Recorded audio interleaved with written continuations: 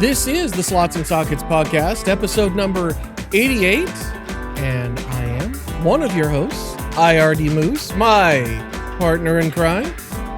Arc Penguin. Arc Penguin, yes. Clicking away like a mad penguin. Happy Monday to you. Same to you. Merry early Christmas. We're getting closer and closer. Preempted Christmas. The time to shop is getting lower and lower. Indeed. A lot of places, if you haven't already ordered stuff for Christmas, it's already too late. So get your Black Friday deals in now, because there really aren't any in our segment. No, there aren't.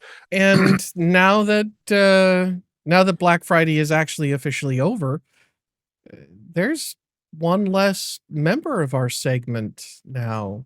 A crucial member, you might say. You know, we did say in our what to buy, we heavily told people to look at RAM and SSDs, even though they're expensive, that if you wanted them or were going to use them, that now was the time to get those upgrades. Yep. And, you know, Crucial just basically, or Micron came out and said the Crucial brand's dead, that we're no longer going to supply anything to the consumer brand. Yep. And, you know, on SSDs and RAM. Too. Yeah, on everything. It's all together. And all I can say on this is, you know, it's really easy to remember the brands that stiffed consumers. Mm-hmm. And for me, it's like, great, that's easy. I'm not buying anything else Micron again. Yep. I mean, this is it's purely attack on the consumer because they can't milk us for more money. Yep. So what they're going to do is sit there and say, great, then we're just not going to supply you. Well, that's fine. Yeah. I just won't be buying. I just won't be buying any Crucial or Micron products again. And, you know, because the problem, the truth of the matter is that this isn't a permanent change. But I just point out for consumers, they're the ones who are doing this. They're a third of the market, roughly. Mm-hmm. And they're the ones saying that you don't matter. So when they want to come back and want your hard-earned money again, tell them that they don't matter and go buy SK Hynix and Samsung modules. Yep. You know, or anything other than Crucial, because the honest truth is this is a load of crap. Well, I mean, to be perfectly frank, there's a lot of companies that are doing that now in the consumer segment on the PC side, because NVIDIA is definitely doing that. Look at how they're pricing their cards so insanely high and just saying, okay, great. If you don't want to pay data center prices, you can just go to AMD. The truth of the matter is, though, with the graphics side of things, is that the scary piece of this is that they're getting like ASIC, you know, CPU socketed processors that are getting really close to dethroning, you know, dedicated like DGPUs in, you know, in throughput for these AI tasks. So the truth of the matter is that the day of using gaming graphics cards for, you know, AI or even like the CUDA technology, you know, or any of the stuff that they're using now. Yeah. It's just a matter of time before it's gone. Like because the truth of the matter is it's so expensive to run this hardware because there's only one vendor, right? Yeah. That the minute someone else can make something that can be competitive on, you know, efficiency is just good. Because the notion is if, you know, it's like, yeah, I'm not as fast 1-to-1. It's just, but I can sell you 5 of mine for 1 of theirs. And at that point, I use less power and I'm going to be, you know, about the same speed. Everyone's going to be like, sweet, jump off of the gravy boat, and, you know, they're going to jump ship like no tomorrow, you know? Yeah. And that's the funny thing is I'm actually surprised, because I'm surprised nobody's come out with some kind of expansion card, kind of like we did with the ASIC stuff, that just does the AI processing on a slot and relegates the GPU back to being graphics only. Well, it would be really interesting if Intel actually had done something. But, the honest truth is, if you go back, 12th gen and beyond, they really haven't done anything, innovative on that front. And Yeah. they just kind of really were like, oh, AI. And yet Intel has made nothing for AI. Yeah. Well, and I mean, yeah, they make MPUs that they put on a CPU that don't get used. But I mean, right. the notion is if that was like actually powerful and, you know, efficient, they'd be like, ooh, actually, we could put like 12 of these on a chip and, or we could scale this down and put 50 of these on a chip. But they're not that useful and they're really not efficient. So Yeah. they're sort of useless. Well, that's kind of the problem, and nothing. And there has been some talk of AI dedicated NPUs, but nothing out there that really uses them yet. You can actually get some tensor cores that you can use for AI tasks, but to do that, you have to be on Linux. You gotta if you have an AMD GPU that's Zen 2 or newer, you can run Zluda and run AI tasks on your AMD GPU just about as fast as the comparable NVIDIA parts will. Um, doesn't really work well on Windows because none of the Windows AI software that I've seen supports it yet. But if you're over on Bazite or trying to set your system up as a Steam OS thing, you want to play with AI stuff, it's fair game over there. And Yeah. and I think the problem kind of goes back to what the entire market is struggling with is it's really gamers that brought us here. A lot of the technology advancements went the opposite direction they usually go, because a lot of times stuff comes from data center and then goes to the home, but PC gaming driving this whole AI revolution and the same thing with crypto, is going from home to the data center now. I mean, here's the thing, like, Nvidia got really lucky. They had the crypto mining that Mhm. was super popular that drove a bunch of sales. And then like when that like kind of went away, and became something that wasn't, profitable, Yeah. everyone jumped ship and used AI. The question comes in is that if there's an AI bubble and it bursts, you're going to have people who aren't going to be able to pivot to something else. Or the other half of it is they're going to pivot to different type of hardware. And if AMD and Nvidia and all these other people aren't, you know, aware of, their sales could go from, you know, billions to like, to relatively almost nothing. Mhm.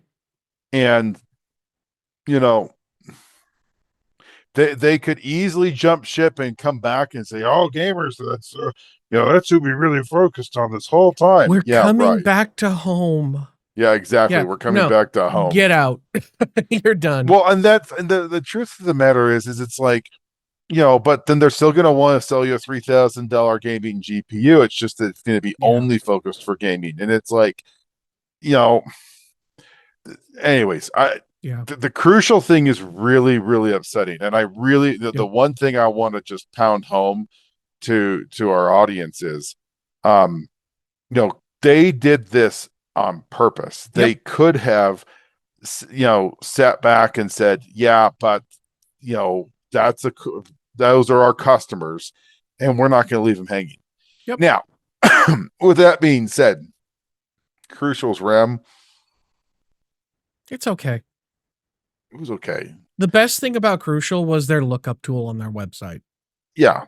Um, I their haven't SSDs uh, were okay. They weren't. They were decent. I would say they were decent.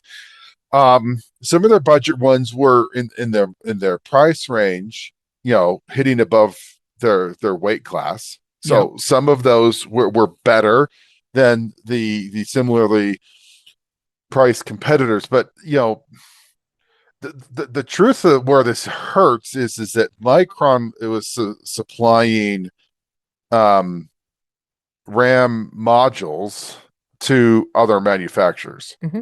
Well, You know, the and Micron, well, Crucial specifically, was kind of the leader for CAM and LP CAM, as I recall. They were the main memory manufacturer doing that push. So if they're So not yeah. making that now, they do say that they're going to continue the Micron portion of this. Hmm. So the question is are they going to still supply?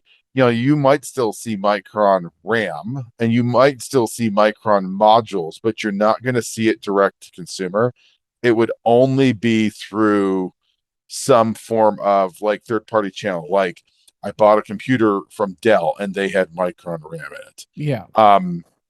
But it's going to be Micron, not Crucial. Right. Which, I Um, mean, that branding doesn't matter to me.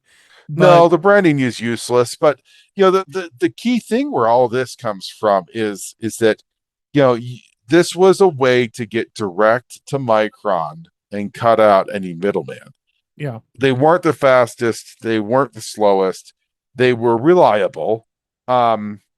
And even back in the day with DDR2 and 3, they had the tracer, Hmm. um, which at its time was really kind of unique, really kind of interesting, the RAM, because it was the first like LED RAM that you could get on the market, and it was pretty cool, and a lot of other people adopted some of that, and that came directly from Crucial, Well, yeah, and their ballistics. I think a lot of that is what was the forerunner of the RGB unicorn barf that we have now.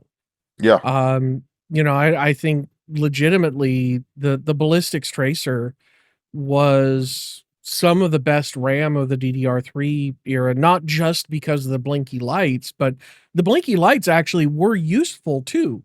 It wasn't just for show. You could literally see when your RAM was doing stuff based on what the LEDs were doing. And on my on my X58 based system, I use that for troubleshooting multiple times yeah. to rule out problems. And the fact that they're just kind of completely ditching the market tells me that they don't care. And that's fine. Nvidia, like so many of these companies in this market have proven, Nvidia king among them, have proven that they don't care about consumers. They just want the bag from the data center. And, even though it was the gamers that brought them here in the first place, arguably Micron is a bit of a different story. Because they are a manufacturer as well as a retailer. But, I the fact that they don't care about you just Well, proves that they shouldn't be supported. Stop being fanboys. let's also kind of throw this out there. I mean, there's plenty of companies out there that don't care. No, I mean, Microsoft doesn't care. I mean, no. Windows 10, Windows 11 is a pile If of crap. if You they know, cared, they Nvidia wouldn't force doesn't updates care. down your throat. Nvidia doesn't care. Yeah, Why on earth do you have a 70 series with the 12 gigabyte of VRAM for yeah, both the 40 and the 50 series? yeah, Um, they don't care. Why is the 4080 Super and the 5080 about the same? Because they don't care. It's you guys, it's a 3 to 5% bump for the same 80 series. You might as well wait from like the 4080 Super until like the 1080, the 10,800 series or whatever they're going to call it, yeah. and skip multiple generations, because all because the honest truth is, what have they given us from the 1080 Ti? Ray tracing. How many people can tell the difference between ray tracing and real-time games? Argue that not very many. Yeah. Has it made it better? I don't think so.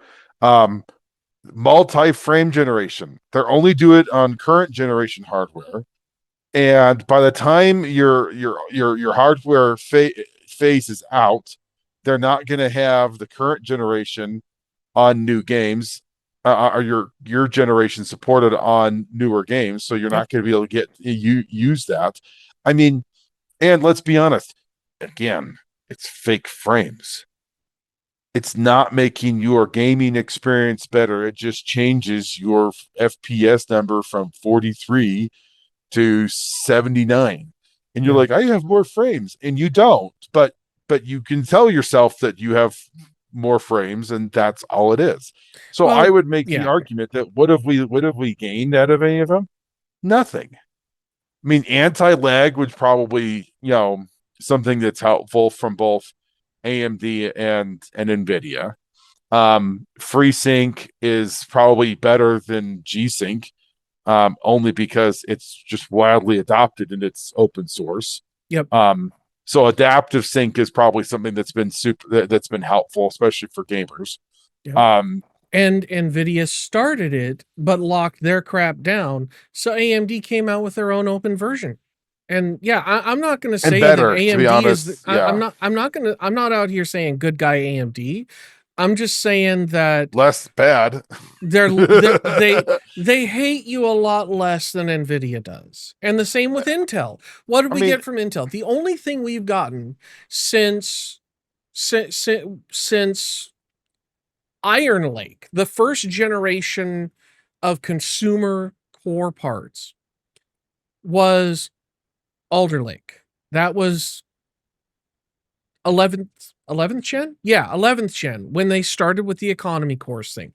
I will concede that that was a good idea and it had some benefits. Since it released, none of it's been implemented properly. This laptop I have that's 12th gen, yeah, the only reason it performs even reasonably well is because it has 4 real cores. Like the whole economy core crap was out there just to well, satisfy numbers on a spec sheet to say, oh, we've got more cores than AMD. Dur, dur, dur. Never mind, it's a freaking useless phone from 2025 that you've got duct taped onto your CPU. Sorry, I mean, 2015, not 2025. look, Good grief. the honest truth is Slipped that a decade.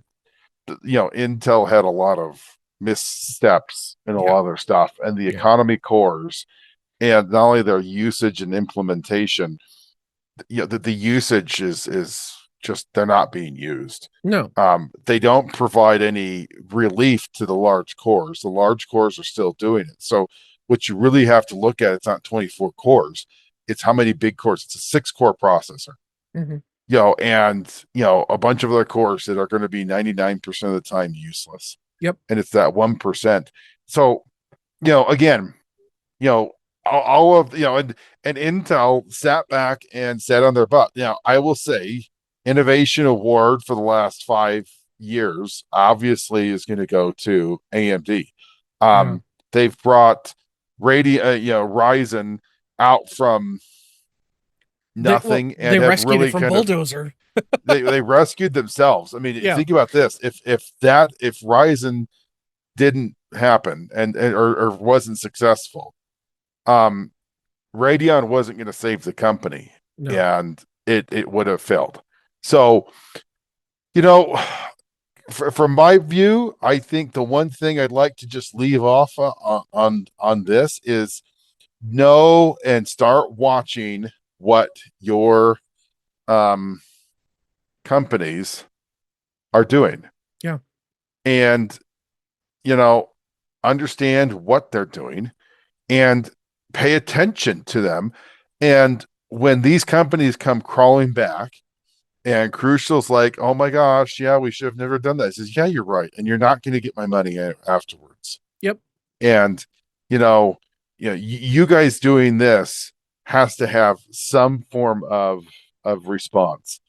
And same with other markets. If you're going to have, now I will say this, the what ifs. Um, I kid you not, if ISK Hynix or someone else is like, we're shifting more away, RAM could be so expensive on the consumer market that someone is going to start making it again, and they're just going to make a crap ton of money. Yep. Or two, but I will say this, this is who this is going to hurt, and they're going to have to start figuring out how to do this. Is um, motherboard manufacturers, Mm-hmm. Yeah. because the motherboard manufacturers have already said, "Hey, we're seeing a substantial decline in motherboard sales."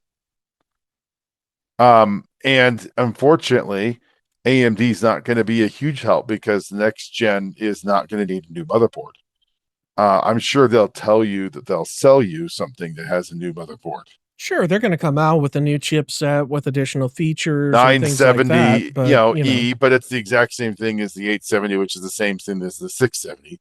But yeah. um, yeah, really interesting. It's actually quite sad because, in all honesty, it's less choice.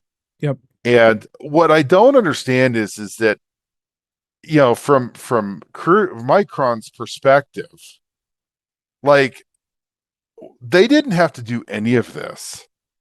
I don't understand why. And they could have just said, yeah, well, we haven't really had stock for a while. And they could have not done anything. But they came at a point to be like, yeah. Now maybe it's because they wanted to kill off jobs or transfer jobs. And maybe that's kind of where some of this is coming from. Yeah. It's more of a job play. But I don't know. I mean, economy, from an economy perspective, there's got to be a business reason for them to do this, because for them to just kill off the brand and say we're never going to need this again, is interesting. And then two, I don't know.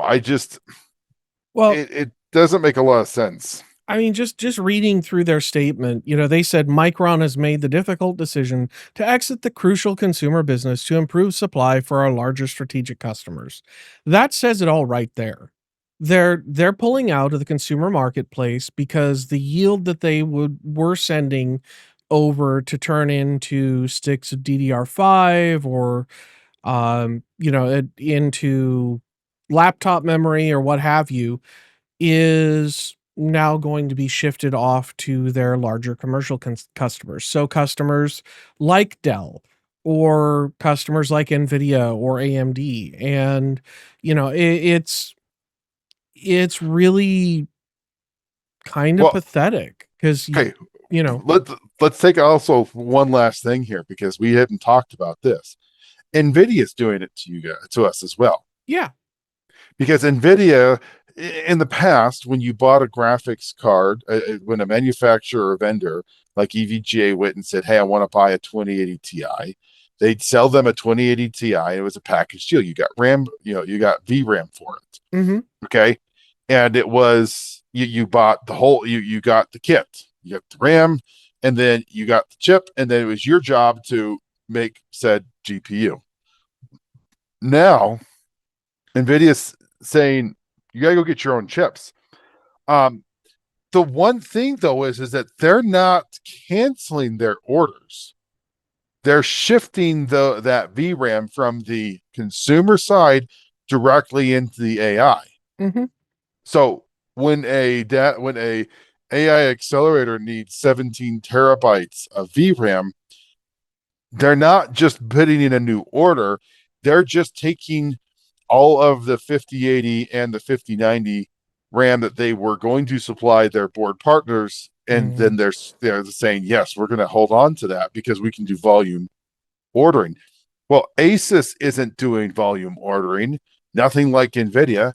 Yep. MSI surely isn't. None of these vendors are. So, what happens is that now economies of scale, and instead of them paying, you know, $2 for a 2 gig, or $3, or however much it costs for a 2 or 3 gig chip, that's going to go up by 40-50% because they're not buying thousands upon thousands upon thousands of them. Yep. They're buying 5,000 or they're buying 10,000 because they can't just sit on this because they're not sitting around, trying to hold inventory. They're sitting there saying, well, I've got 5,000 chips coming in, 5,000 GPUs, chips that are coming in. So I need this many, graphics card chips. I need this many twos and this many threes. Mm-hmm. So, when we start seeing this, the increase in cost, it's two things. If you're on the NVIDIA side, it's because not only did it go up, but it's because NVIDIA basically gave you the middle finger to the consumer. Yep. I mean, this is the type of stuff that consumers have to be aware of, and really just be like, this is, and basically just like, this is garbage. Yeah. Well, why NVIDIA did this, I can tell you why, because it means they can make more money on their balance sheet. At the end of the day, they can make an extra $5 million in a given year. Well, And they're also doing that on the consumer front with their Founders Edition cards too, because I saw a report earlier today where NVIDIA told a customer to go pound sand because the tang breaking off on the 12-volt high power connector was customer damage. Have you seen that connector? It's exceptionally fragile. You can easily break something like that. And I'm sorry, but with the way those things heat up, who says it didn't melt off?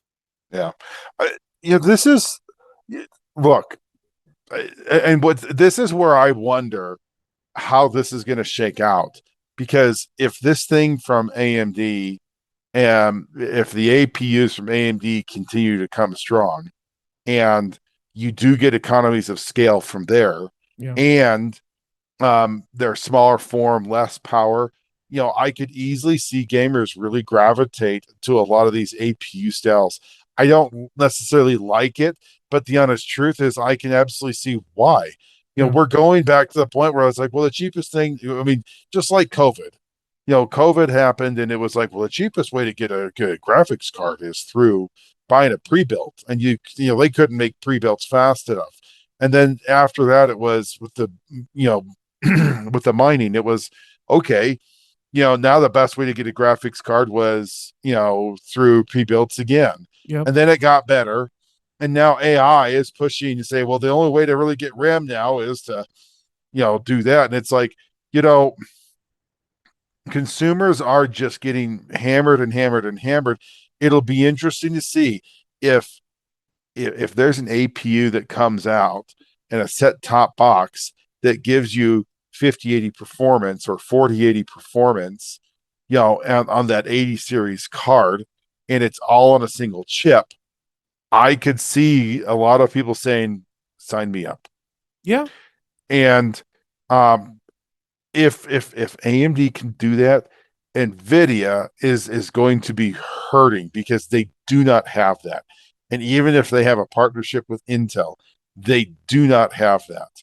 Yeah. And it's going to take them a long time for that partnership to actually generate stuff. And the longer it takes, the more you're going to have NVIDIA pulling its legs, because the problem is that they've already finished the 385 AI Max. That's done. That's like, it's in the market. Like, it's getting out into some unique laptops in that price point. Mm-hmm. But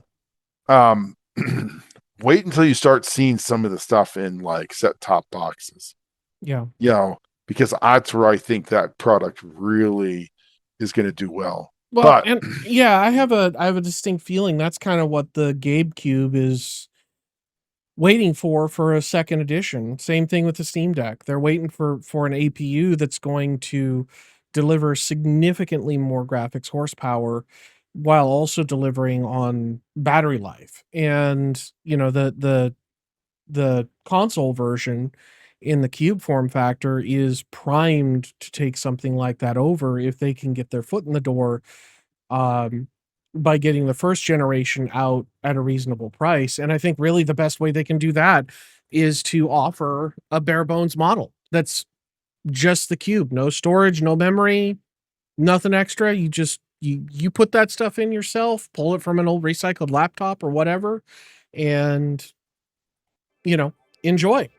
But I think on that bombshell, we'll call it a show for this evening. Thank y'all for giving us a little bit of time. We appreciate you.